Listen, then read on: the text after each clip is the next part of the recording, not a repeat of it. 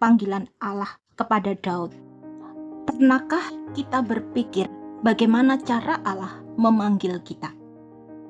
Ketika Allah menyesal karena telah menjadikan Saul raja atas Israel, berfirmanlah Allah kepada Samuel, "Berapa lama lagi engkau berduka cita karena Saul?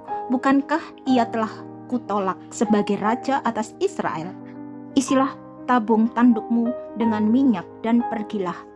Aku mengutus engkau kepada Isai orang Betlehem itu, sebab di antara anak-anaknya telah kupilih seorang raja bagiku." Dan ketika Samuel sampai ke rumah Isai, Samuel melihat Eliab. Lalu Samuel berpikir, sungguh di hadapan Tuhan sekarang berdiri yang diurapinya. Tetapi berfirmanlah Tuhan kepada Samuel, janganlah pandang parasnya atau perawakan yang tinggi, sebab aku telah menolaknya. Bukan yang dilihat manusia, yang dilihat Allah. Manusia melihat apa yang di depan mata, tetapi Tuhan melihat hati. Lalu Isai memanggil Abinadab dan menyuruhnya lewat di depan Samuel, tetapi Samuel berkata, orang ini pun tidak dipilih Tuhan. Kemudian Isai menyuruh Syama lewat, tetapi Samuel berkata, orang ini pun tidak dipilih Tuhan. Demikianlah Isai menyuruh ketujuh anaknya lewat di depan Samuel, tetapi Samuel berkata kepada Isai, semuanya ini tidak dipilih Tuhan.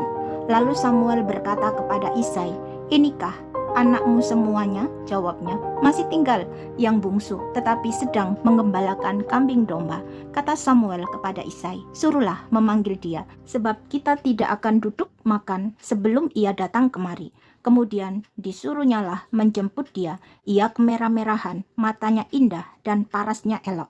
Lalu Tuhan berfirman, bangkitlah, urapilah dia, sebab inilah dia. Samuel mengambil tabung tanduk yang berisi minyak itu dan mengurapi Daud di tengah-tengah saudara-saudaranya. Sejak hari itu dan seterusnya berkuasalah roh Tuhan atas Daud.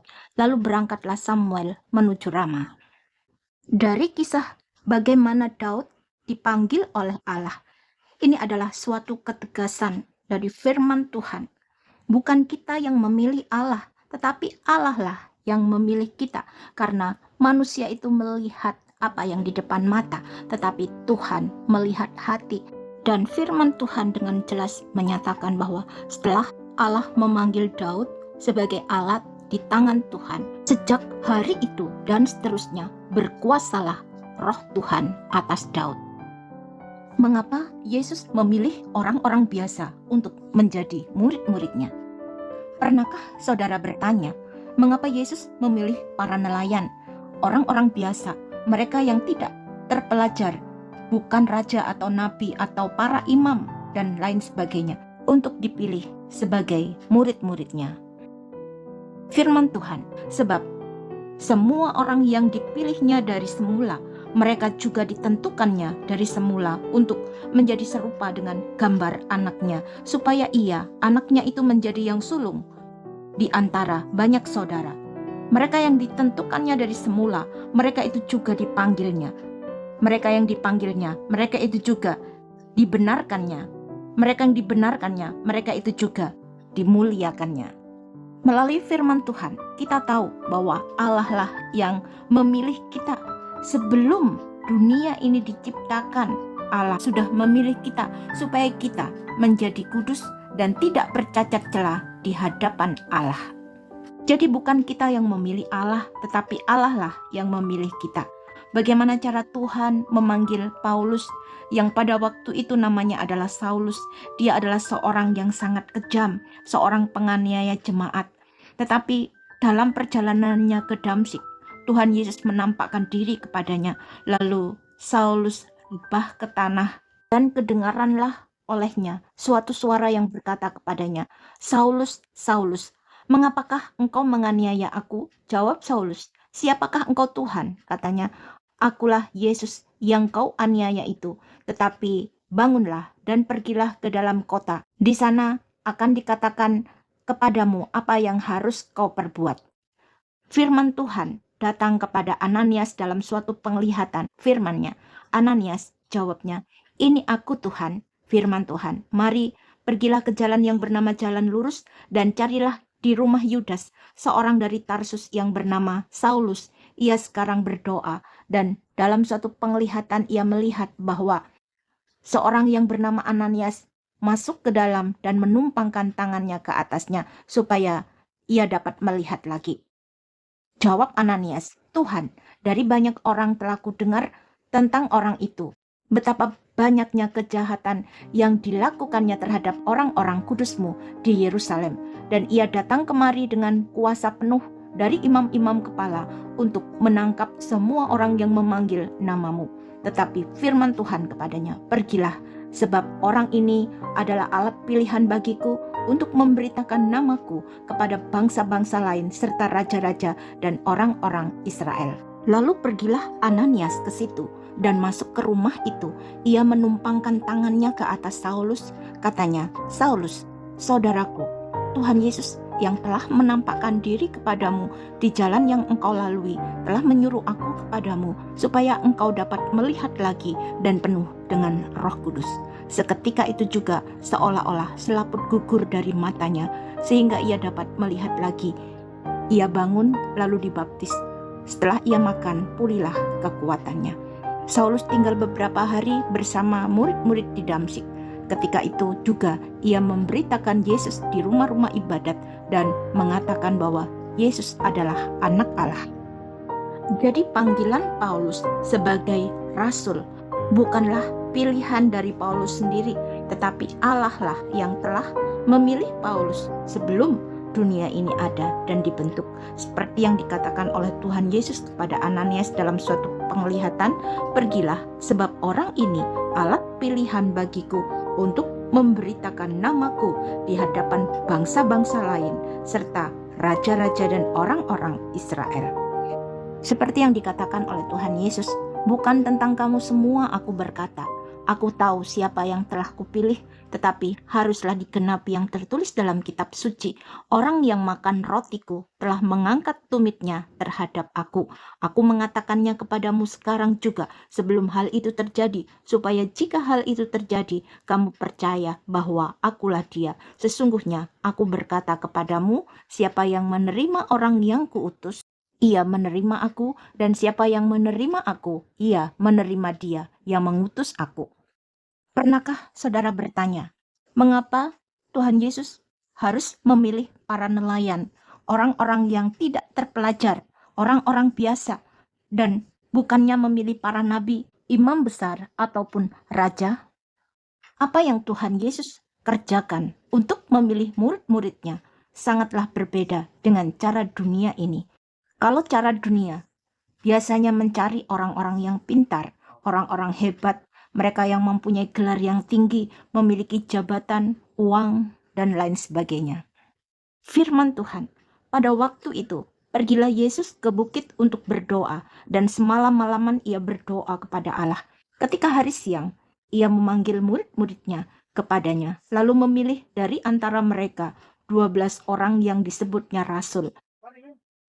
Simon yang juga disebutnya nama Petrus, dan Andreas, saudara Simon, Yakobus dan Yohanes, Filipus dan Bartolomeus, Matius dan Thomas, Yakobus anak Alfeus, dan Simon yang disebut orang Selot, Yudas anak Yakobus, dan Yudas Iskariot yang kemudian menjadi pengkhianat. Sebelum Tuhan Yesus memanggil murid-muridnya, Tuhan Yesus telah menghabiskan waktunya untuk berdoa, dan semalam-malaman ia berdoa kepada Allah. Dan ketika hari siang, Tuhan Yesus memanggil murid-muridnya kepadanya. Kepada Natanael, Tuhan Yesus berkata, "Lihat, inilah seorang Israel sejati, tidak ada kepalsuan di dalamnya." Kata Natanael kepadanya, "Bagaimana engkau mengenal aku?" Jawab Yesus kepadanya, "Sebelum Filipus memanggil engkau, aku telah melihat engkau di bawah pohon ara." Kata Natanael kepadanya, "Rabi, engkau anak Allah, engkau raja orang Israel." Yesus menjawab, katanya, "Karena aku berkata kepadamu, aku melihat engkau di bawah pohon ara, maka engkau percaya, engkau akan melihat hal-hal yang lebih besar daripada itu." Lalu kata Yesus kepadanya, "Aku berkata kepadamu, sesungguhnya engkau akan melihat langit terbuka dan malaikat-malaikat Allah turun naik kepada Anak Manusia." Apakah Tuhan Yesus tidak tahu tentang Yudas Iskariot, bahwa Yudas Iskariot nantinya ia akan mengkhianati Tuhan? Dan sebelum semuanya itu terjadi, Tuhan Yesus sudah mengatakannya terlebih dahulu. Aku tahu siapa yang telah kupilih, tetapi haruslah genap nas ini. Orang yang makan rotiku telah mengangkat tumitnya terhadap aku. Jadi Tuhan Yesus tahu bahwa Yudas Iskariot adalah seorang yang tamak, haus akan kekuasaan duniawi. Itulah sebabnya Tuhan Yesus telah berulang kali berusaha untuk mencapai hati Yudas. Tetapi sekalipun demikian, Yudas Iskariot yang telah dikuasai oleh iblis telah berulang kali menolak usaha kasih dari Tuhan Yesus untuk mencapai hatinya. Dan pada akhirnya Yudas menyesal dan mengakhiri hidupnya dengan cara gantung diri. Berbeda sekali dengan Simon Petrus, sekalipun Petrus menyangkal Tuhan sebanyak 3 kali, tetapi karena Petrus memiliki hati yang mengasihi Tuhan, maka Petrus memiliki hati untuk bertobat ke jalan Tuhan, menyesal dan mengakui dosa-dosanya, sehingga kasih kuasa Tuhan memulihkan hidupnya. Jadi, ketika Tuhan Yesus memanggil murid-muridnya, Tuhan Yesus tidak melihat bagaimana latar belakang mereka.